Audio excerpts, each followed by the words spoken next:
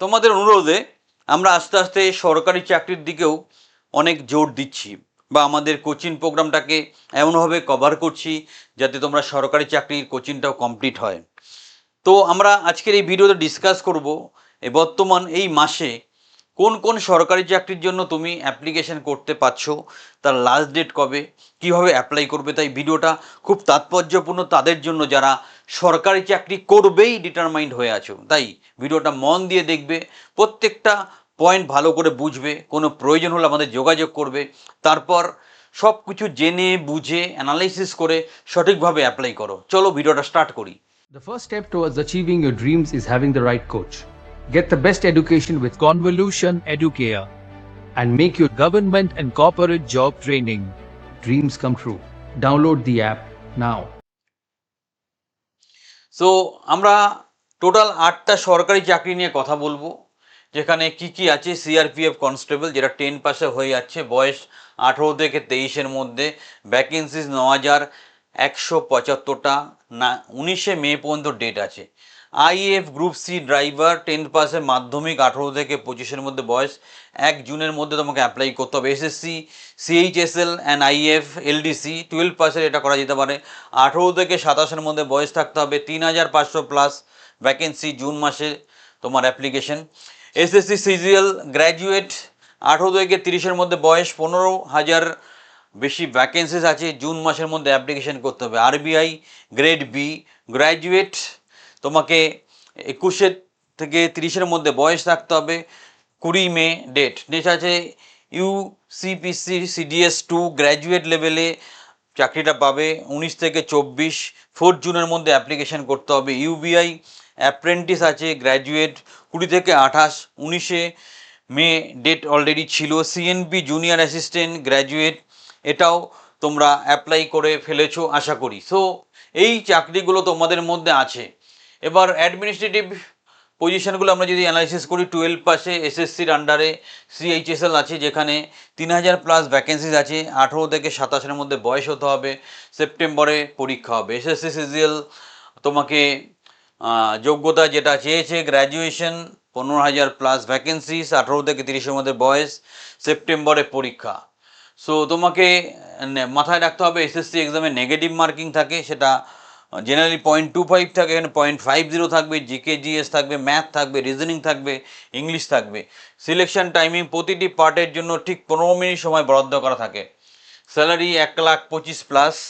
তো যোগ্যতা যে কোনো বিষয়ে সেক্টর 2 প্রিমিয়াম ফিনান্সে, যদি রিজার্ভ ব্যাঙ্ক অফ ইন্ডিয়ার ভ্যাকেন্সির কথাটা বলি, যেটা গ্রেড বি অফিসার, 1,25,000 উপর স্যালারি, যে কোনো বিষয়ে গ্র্যাজুয়েশন, 21 থেকে 30 বছরের মধ্যে তোমার বয়স হতে হবে। ফার্স্ট ট্র্যাক রিক্রুটমেন্ট, খুব তাড়াতাড়ি রিক্রুটমেন্ট হবে। আবেদন অলরেডি প্রায় শেষের দিকে। ফেজ 1 এক্সাম 13 জুন, 25শে জুলাই পরের পরীক্ষা হবে। Next banking and currency report আছে, সিএনপি জুনিয়র অফিসার অ্যাসিস্ট্যান্ট। তো মিনিস্ট্রি অফ ফিনান্সের অধীনে এটা 539 ভ্যাকেন্সি, 18 থেকে 28 বছর বয়স হতে হবে।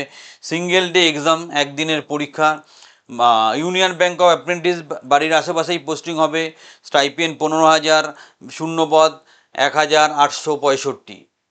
সিআরপিএফ কনস্টেবলের একটা ভালো ভ্যাকেন্সিস অ্যাক্টিভ আছে এখন, যেটা 9,175টা ভ্যাকেন্সি আছে, 18 থেকে 23 বছর বয়স।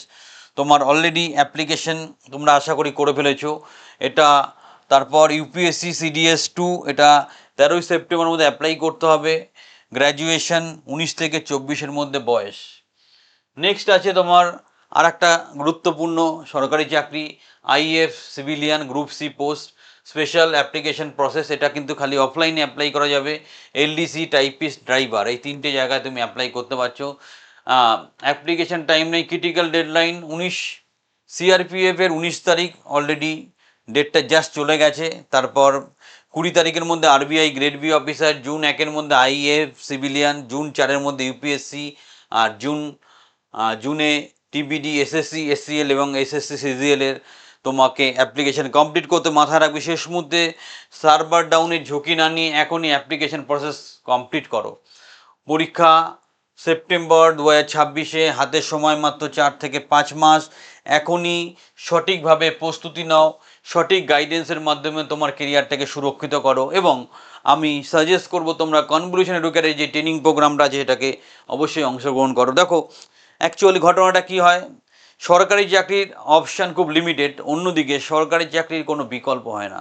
বাট একটা কোচিং সেন্টারে যদি 100 জন স্টুডেন্ট অ্যাডমিশন নেয়, 4 থেকে 5 জন 3 থেকে 5 বছর পরে গিয়ে চাকরি পায়, বাকি 95 জনকে নিয়ে কেউ ভাবে না।